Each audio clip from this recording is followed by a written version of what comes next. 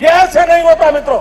मैं शासन में बैठा हूं, मुझे मालूम है इस प्रकार से रुपया इतनी तेजी से गिर नहीं सकता। अरे ये नेपाल का रुपया नहीं गिरता है, बांग्लादेश की करेंसी नहीं गिरती है, पाकिस्तान की करेंसी नहीं गिरती, श्रीलंका की करेंसी नहीं गिरती। क्या कारण है हिंदुस्तान का रुपया पतला होता जा रहा है? ये जवाब देना पड़ेगा आपको। देश आपसे जवाब मांग रहा है। जय हिंद दोस्तों।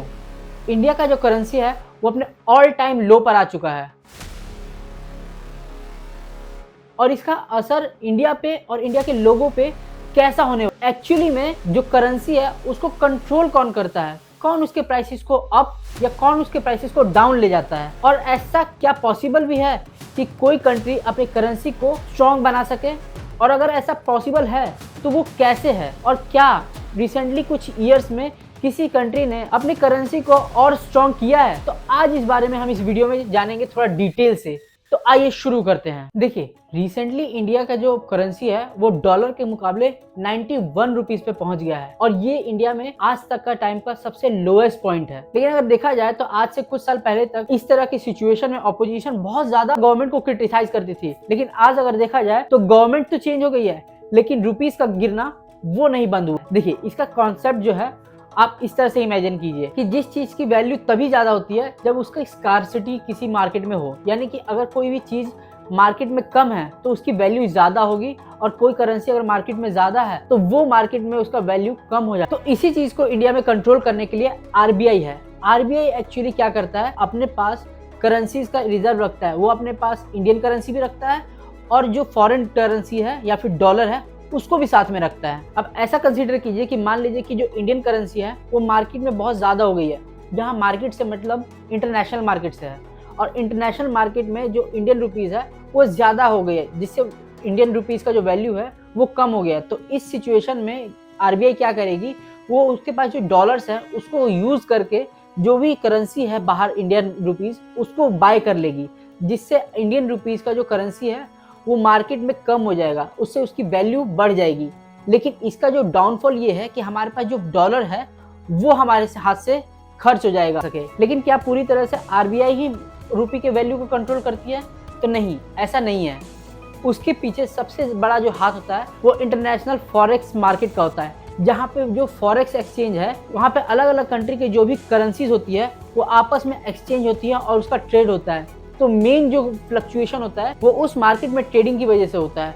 अगर उस मार्केट में इंडियन करेंसी ज़्यादा घूम रही है तो इस सिचुएशन में इंडियन करेंसी जो है उसकी वैल्यू कम हो जाएगी। लेकिन वही अगर फॉरेक्स मार्केट में इंडियन करेंसी कम है, उसमें करेंसी की सप्लाई कम होने की वजह से उसकी वैल्यू और बढ़ जाती है। तो यहाँ पे गवर्नमेंट का रोल क्या है? देखिए, गवर्नमेंट और आरबीआई मिलके थोड़ा बहुत उसको एडजस्ट तो कर सकते हैं लेकिन पूरी तरह से कंट्रोल नहीं कर सकते हैं। तो अब समझते हैं कि ये इंडिया को और इंडिया के लोगों को कैसे अफेक्ट करेगा। ये एक्चुअली हर कंट्री के लिए अलग अलग होता है। अगर इंडिया की बात की जाए तो इंडिया में इंपोर्ट ज़्यादा होता है और एक्सपोर्ट हम लोग कम करते हैं।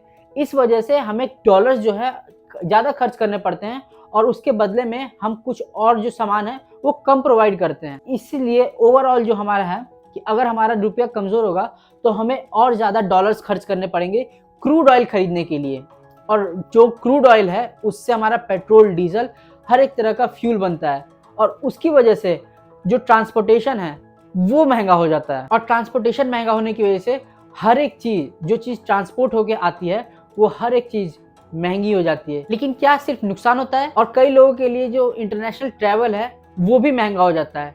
लेकिन इसके कुछ फ़ायदे भी होते हैं, जैसे रेमिटेंस, यानी कि जो एनआरआई, जो इंडियंस बाहर रह करके इंडिया में कमा करके भेजते हैं पैसे, वो उसका वैल्यू जो है वो पहले से ज़्यादा हो जाता है।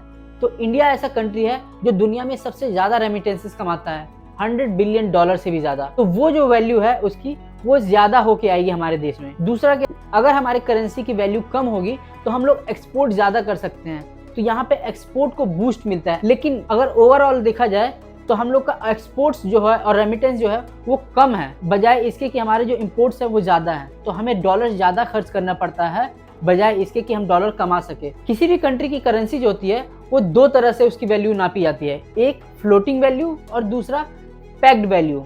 तो ये क्या है? देखिए, फ्लोटिंग वैल्यू होता है कि जो डॉलर है उसके मुकाबले जो अदर करेंसी है उसका वैल्यू जो है वो कम ज़्यादा वॉलेटाइल होता रहेगा। मार्केट के अनुसार, डेवलपमेंट के अनुसार और अदर फैक्टर्स के अनुसार।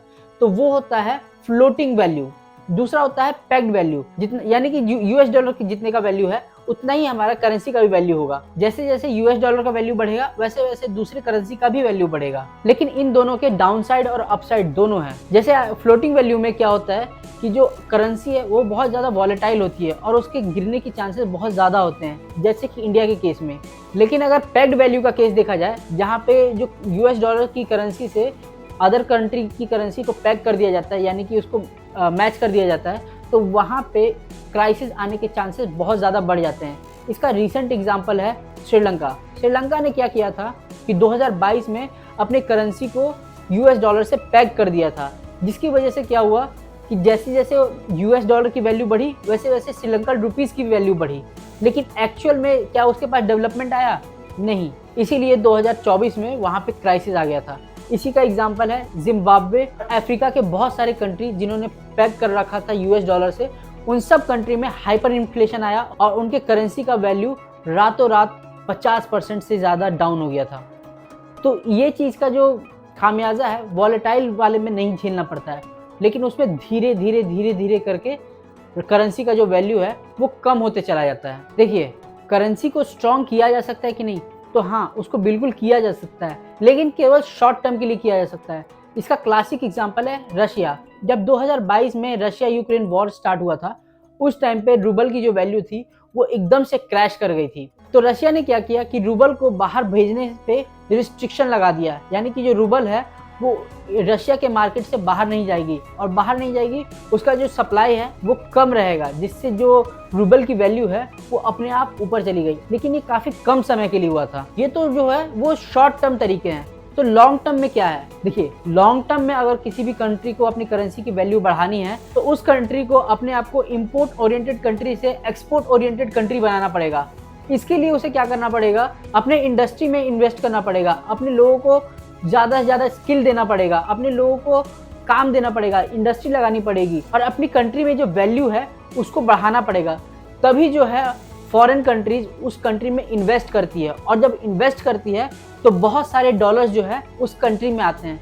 तभी वो कंट्री जो है अपने करेंसी की वैल्यू को और ज़्यादा स्ट्रॉन्ग कर सकता है। ये सब लेकिन लॉन्ग टर्म गोल्स हैं। शॉर्ट टर्म में केवल आरबीआई और गवर्नमेंट थोड़ा बहुत एडजस्ट कर सकते हैं। लेकिन ये जो अफवाह उड़ाई जाती है या फिर माहौल बनाया गया था 2014 में कि कंट्री का जो करेंसी है वो बहुत ज़्यादा नीचे गिर रहा है और सारा कंट्रोल जो है वो गवर्नमेंट एंड आरबीआई के पास है, ऐसा नहीं है। अगर ऐसा होता तो आज जो हमारे कंट्री के करेंसी का हाल है वो नहीं होता। इस बारे में आप लोगों का क्या कहना है, प्लीज़ मुझे कमेंट सेक्शन में ज़रूर बताएं। और अगर आपका कोई सवाल है तो वो भी आप पूछ सकते हैं। तो मिलते हैं किसी नेक्स्ट वीडियो में, तब तक के लिए नमस्कार, जय हिंद।